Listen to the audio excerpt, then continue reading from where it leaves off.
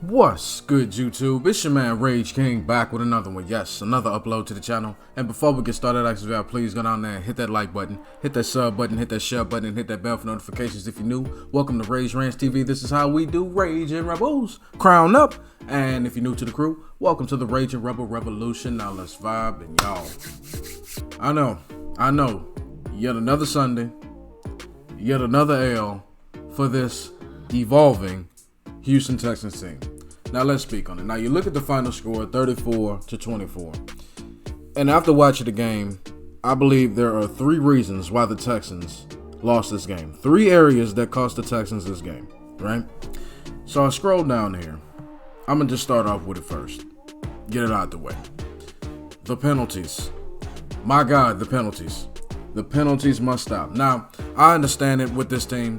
With a team that's rebuilding, you're going to have a lot of young guys. You're going to have a lot of guys that are full of energy, but don't necessarily have the knowledge they need to have at a championship level, at the highest level of football. You understand what I'm saying? So when you don't have the highest IQ, this is not me disrespecting them. This is just me saying when you're a rookie, when you're a guy transitioning from college football to the NFL, it's levels to this for a reason. What you did in college football may be good, but trying to do it in the NFL is an entirely different animal.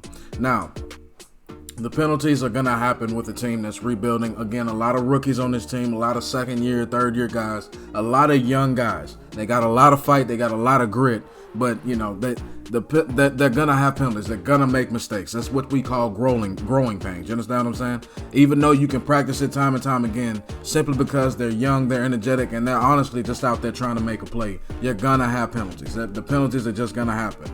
Even from veterans, like Laramie Tunsil with a crucial holding penalty that brought us all the way back to a 1st and 20 after a big play. Come on now, bro. We can't have that. We can't have that. Though I understand why the penalties are happening, we can have that if we expect to start winning some games. So the penalties must stop. That's one reason why we lost this game. Reason number two. You look at this sacks allowed number. The Chargers allowed 1 sack. That's a very important number. We're going to come back to that in a second. The Texans allowed 4. I have a rule. When you on the offensive line allow 3 or more sacks in the game, because they're gonna be sacks, because especially in the NFL, you just have way too many great players, way too many phenomenal athletes not to have a mistake happen, or just simply not to get beat. It's gonna happen in the NFL. You're gonna get beat by somebody on some Sunday. It's the reason why they say anything can happen during the Sunday night game, during the Sunday game. Any given Sunday, for a reason, anything can happen. However, when you give up 3 or more sacks, that lets me know 2 things. You're not controlling the line of scrimmage, and or you're not very talented on the offensive end. Let's just call it what it is.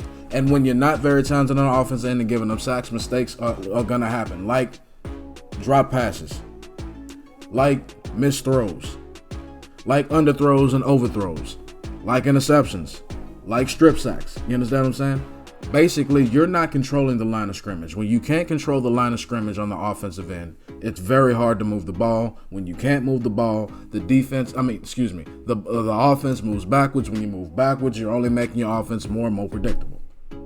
So with that being said, the offensive line, though very young and still still pretty much trying to solidify themselves, we must stop giving up sacks. Does the offensive line have a lot of potential? Yes, it does, but it is very, very young. Very, very young. And the season is still young, by the way. It's going to take time for this group to get together. We have how many rookies on the offensive line? We have Laramie Tunsil. We got Titus Howard. We got Green. We got Kenyon Green. We got a center. We don't know if he's even going to be here next year. So there's still a lot of there's still some holes on that offensive line. When you can't control the line of scrimmage on the offense, you give up sacks, and that's gonna make it very hard to move the ball. So since we couldn't control the line of scrimmage on offense, that's another reason why I think we lost this game. Speaking of the line of scrimmage, the Texans have absolutely, and I mean absolutely, no pass rush whatsoever, which is the third reason why I think we lost this game when it comes to the sacks allowed right here. Correct me if I'm wrong here. Did the Chargers not have a left tackle that was just labeled out for the season? He was. So that's a big piece of their offensive line missing, yet still only gave up 1 sack. The Texans were only able to get 1 sack yesterday. Just 1. Which means you are giving a good quarterback like Justin Herbert time to throw the ball. A hurt quarterback in Justin Herbert was still able to throw 338 yards against a defense that can only get 1 sack. That can happen. When you can't pressure the quarterback, especially in the NFL, you are leaving your defensive backs more exposed to have plays ran on them, and it's very hard to win the game when you simply cannot get pressure on the quarterback.